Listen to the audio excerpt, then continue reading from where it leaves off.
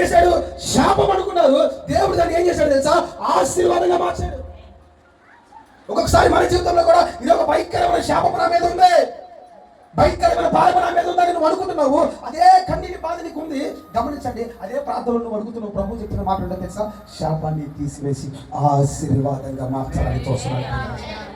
పౌలు భక్తుడు అంటాడు 8వ అధ్యాయం 28 రోమా 8:28 దేవుణ్ణి ప్రేమించే వారికి అనగా ఆయన సంకల్పము చొప్పున పిలవబడిన వారికి మేలు కలుగుటకై సమస్తమును సమకూడి జరుగుచున్నామని ఎదుగుతున్నాం. ఇక్కడ ఏం జరిగిందని కోరుకుంటాడు?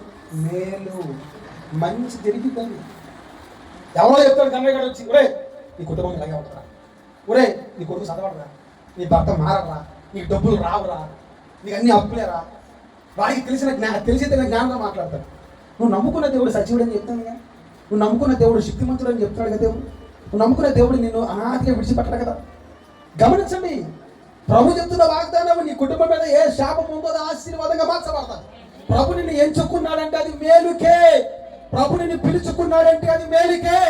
ప్రభు నిన్ను పేరు పెట్టి పిలిచాడంటే ఆయన పని నిమిత్తము మేలు కలుగుటకే అని చెప్పి వాక్యం. చెప్పండి.